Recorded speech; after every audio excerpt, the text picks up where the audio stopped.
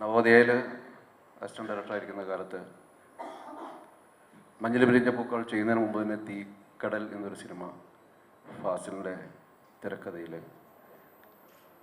അവിടെ അതിലും അദ്ദേഹത്തോടൊപ്പം ഒരു യൂണിറ്റിൻ്റെ സെക്കൻഡ് യൂണിറ്റിൻ്റെ ഡയറക്ടറായിട്ട് അസിസ്റ്റൻ്റായിട്ട് വർക്ക് ചെയ്യാൻ കഴിഞ്ഞു. പിന്നീട് മഞ്ഞിൽ വിരിഞ്ഞ പൂക്കൾ എത്തുമ്പോൾ അതിൻ്റെ തിരക്കഥ രചനാഘട്ടം മുതൽ അതോടൊപ്പം പ്രവർത്തിക്കാനും അതിൻ്റെ അസോസിയേറ്റ് ഡയറക്ടറായിട്ട് പ്രവർത്തിക്കാനും ഒക്കെയുള്ള അവസരമുണ്ടായി. അപ്പം എൻ്റെ ഓർമ്മകൾ എനിക്ക് തോന്നുന്നത് മോഹൻലാലിനെ ഇൻ്റർവ്യൂ ചെയ്ത 4 പേരിൽ ഒരാളാണ്. അദ്ദേഹത്തിന് ഏറ്റവും കുറഞ്ഞ മാർക്ക് കൊടുത്ത ആളും കൂടിയാണ്. വിധിയുടെ വലിയൊരു വിളയാട്ടം പോലെ അദ്ദേഹത്തിൻ്റെ ആദ്യത്തെ 2 ദേശീയ അവാർഡുകളും എൻ്റെ സിനിമകളിലൂടെ കിട്ടിയെന്നുള്ളത് എൻ്റെ ഭാഗ്യമാണ്.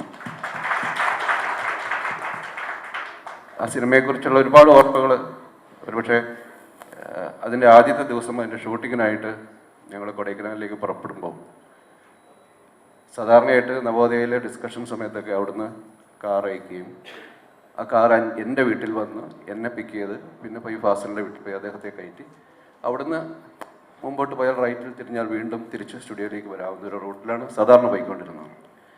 ഞങ്ങൾ ഈ കൊടൈക്കനാലിലേക്ക് പോകാനുള്ള ഒരു രാവിലെയുള്ള ഒരു 4 മണിക്കൊക്കെയാണ് എനിക്ക് വണ്ടി വരുന്നത്. അപ്പോൾ കോരിച്ചൊരിയുന്ന മഴയാണ്. എന്നെ കയറ്റി ആ ഡ്രൈവർ ഫാസിലിൻ്റെ വീടിന് മുമ്പിലെത്തി. ഫാസിൽ വന്ന മഴയത്ത് കൊടയൊക്കെ ചൂടി വണ്ടിയിൽ കയറി. ഒരിക്കലും ചെയ്യാത്ത പോലെ ആ ഡ്രൈവർ അന്ന് ആദ്യമായിട്ട് വണ്ടി റിവേഴ്സ് എടുത്തു. മുമ്പോട്ട് പോയാൽ മതിയായിരുന്നു, അയാൾ അന്ന് റിവേഴ്സ് എടുത്തു. ഫാസിൽ പൊതുവെ ഇത്തരത്തിലുള്ള നിമിത്തങ്ങളൊക്കെ വിശ്വസിക്കുന്ന ആളാണ്. അദ്ദേഹം വല്ലാതെ അപ്സെറ്റായി. എൻ്റെ ആദ്യത്തെ സിനിമയുടെ ഷൂട്ടിങ് നീ വണ്ടി റിവേഴ്സ് എടുത്തെന്നൊക്കെ അദ്ദേഹം വല്ലാതെ അപ്സെറ്റായി. പിന്നീട് വണ്ടി മുമ്പോട്ട് പോയിക്കൊണ്ടിരിക്കുമ്പോൾ നവോദയയിൽ ചെന്നു ശ്രീ ജിജോയെ കയറ്റി ഞങ്ങൾ മുമ്പോട്ട് പോയിക്കൊണ്ടിരിക്കുമ്പോൾ ഒരു ചേർത്തല അടുക്കാറായപ്പോൾ എനിക്ക് കാണാം റോഡിലൊരു ആരോ വണ്ടി ഇടിച്ച് കിടക്കുന്നത്. മുമ്പിലിരിക്കുന്ന ഞാൻ കണ്ടു. ഞാനത് പറഞ്ഞില്ല, കാരണം അത് കൂടുതൽ അപ്സെറ്റ് ആക്കണമെന്ന്. പക്ഷെ പിന്നീടാണ് ഫാസിൻ്റെ അടുത്ത് പറയാം അത് കുഴപ്പമില്ല, ശവം കാണുന്നതെന്നല്ല.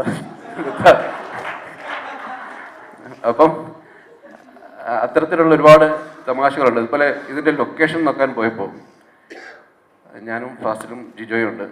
അപ്പം അവിടെ വലിയൊരു കൊക്ക പോലത്തെ ഒരു സ്ഥലമുണ്ട്. അപ്പോൾ ഈ ഫാസിലിന് ഹൈറ്റ് ഭയങ്കര പേടിയാണ്. ഞാനിങ്ങനെ ഇതൊന്ന് കാണാൻ വേണ്ടിയിട്ടൊരു ആകാംക്ഷ കൊണ്ട് വെറുതെ ലൊക്കേഷൻ കാണുന്ന കൂട്ടത്തിൽ ഈ അതിൻ്റെ പാറയുടെ എഡ്ജിലേക്ക് ഞാൻ പോയി ഒന്ന് താഴേക്ക് നോക്കുമ്പോൾ ഫാസിൽ എന്തിനാണ് സിബി അവിടെ പോകുന്നത്, ഇങ്ങ് വാ എനിക്കത് കാണാൻ പറ്റത്തില്ല, വേഗം വാ എന്നൊക്കെ എന്നെ വിളിക്കുന്നുണ്ട്. ഞാൻ പിന്നെ കുഴപ്പമില്ല പക്ഷേ ഞാൻ നോക്കിക്കോളാം. അപ്പോൾ പുള്ളി ഭയങ്കര അപ്സെറ്റായി. പക്ഷേ പിന്നീട് തിരിച്ചു വന്നിട്ട് പുള്ളി അത് വെച്ചൊരു സീൻ ക്രിയേറ്റ് ചെയ്തു. ഈ പ്രഭ എന്ന് പറയുന്ന കഥാപാത്രം നോക്കാൻ പോകുന്നു. പിന്നീട് അതിൻ്റെ ക്ലൈമാക്സ് അതേ സ്ഥലത്ത് തന്നെ ഷൂട്ട് ചെയ്യുകയും ചെയ്തു, ഈ ജീപ്പ് വീഴുന്നു. പിന്നെ മോഹൻലാൽ അദ്ദേഹത്തിൻ്റെ ഈ സിനിമയിൽ അദ്ദേഹത്തെ തിരഞ്ഞെടുത്ത ശേഷം പിന്നീട് അദ്ദേഹം നേരിട്ട് വരുന്നത് കൊടൈക്കനാലിലാണ്.